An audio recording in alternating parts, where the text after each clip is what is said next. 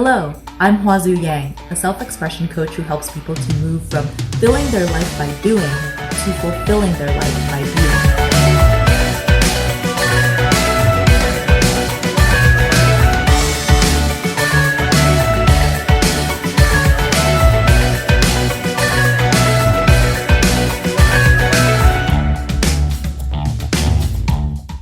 Very happy to be here.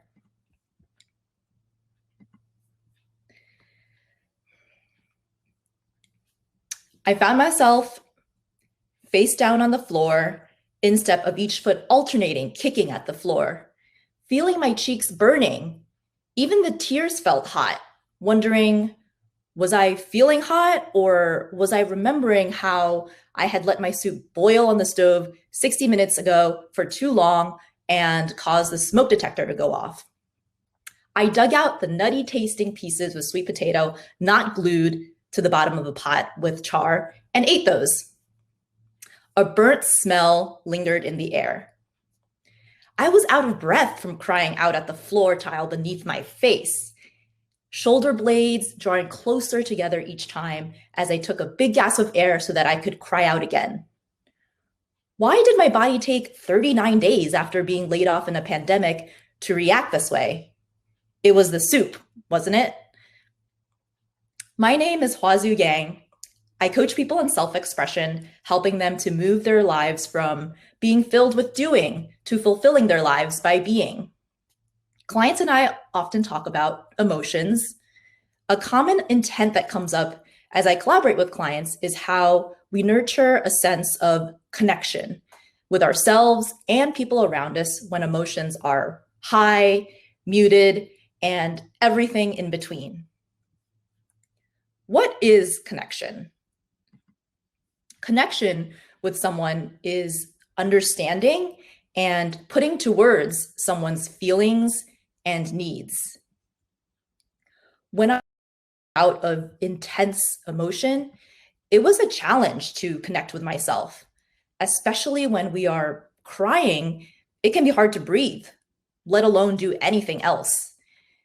Since we do not talk about crying much, let's talk about it now and learn together about how we can build connection when crying. Scientists talk about tears in 3 different ways. They usually say there are basal tears, which are used to lubricate our eyes and deliver nutrients to the eyes. Then second, there are reflex tears, which happen when we face irritants, such as dust particles, or if we're chopping an onion and the fumes bother us, and we need to wash away those irritants.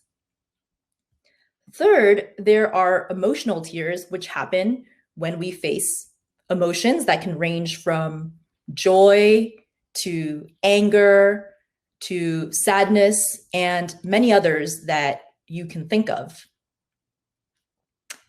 Now, you might be thinking that I'm here to tell you that you should cry more.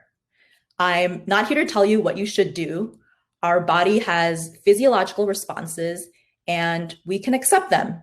Some of us tend to cry more, some of us less. There are studies that show that the content of emotional tears can have a greater amount of stress hormones, which might suggest that crying helps us to relieve stress. There are also studies that show that the content of emotional tears can have more protein, which makes them more viscous and therefore roll down our face slower, which is a signal mechanism to other people. There are also studies that show that some people feel worse after crying, going against the idea of the cathartic cry.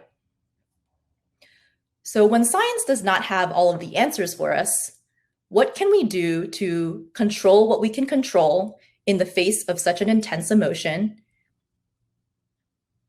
and bring ourselves forward in building connection? In my instance, I recognized that crying was an intense communication from my body. And we often assume that intense communication is judgment. When I was weeping, for many of those gasps and pouring of tears, I assumed that my body was judging me, blaming, punishing me for what I was experiencing. Going one level deeper than seeing a judgment, curiosity began to show me that my body was telling me I had needs. It has taken me months to gradually feed these needs, at times feeding them morsels and at times mouthfuls, discovering myself all along the way. I started by asking,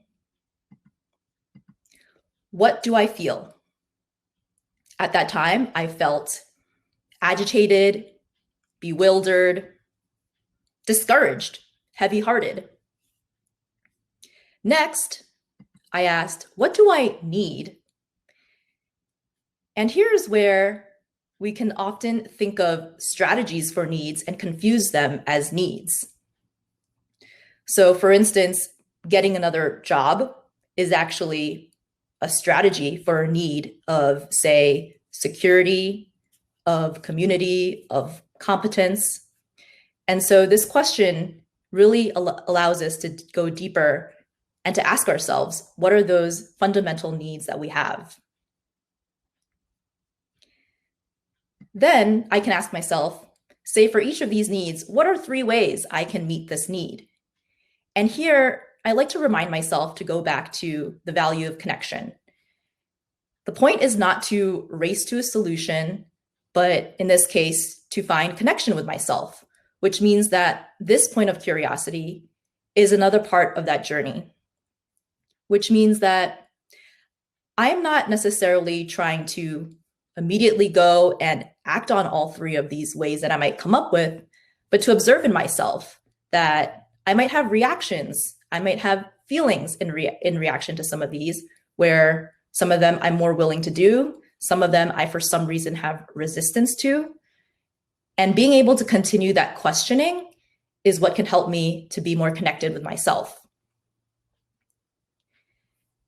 I was working with a client recently who is in an organization that is taking on a few new managers, and she was curious about taking this framework and extending it to what if you're not crying alone, but there's someone else there, or that person is crying and you are present.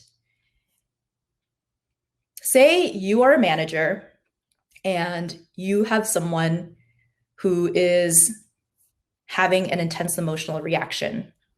How might we be able to take this framework and see if it applies there? We can start, again, with asking, what do I feel? Because we always start with awareness of our own feelings. Next, what do I need? And then what do they feel? What do they need? Clarifying our feelings and needs are especially important in this context because we want to make sure that we distinguish between what's stimulating someone to cry versus what is causing them to cry. For instance, a people leader might share feedback with an employee, and if that employee has a reaction, we might think, oh, did I make them cry? And then that immediately shifts us into more of a position of feeling defensive. And then we are having a harder time accessing what is the underlying need that this person has, which could be to be recognized, be appreciated, to be cared for. And the ways that these needs can be achieved are very plenty. And we don't want to box ourselves into reacting to a stimulus only and not reacting to underlying causes. So next we can ask, what are 3 ways that I can meet a need? And what are 3 ways that the other person can help me meet this need? Again, it's very helpful here to remember that we value connection. So we are not blindly going forth towards a solution prematurely, but this curiosity is a framework to help us build that connection. So for each of those needs, we might come up with a variety of potential ways they can be met. And how we can think about them is to think, for each of these ways that I come up with, how do I feel? How does the other person feel? And why are each of us having this reaction? Because that can reveal even deeper needs and other feelings, all of which are very present and need to be taken into consideration if we are to build a long-term relationship.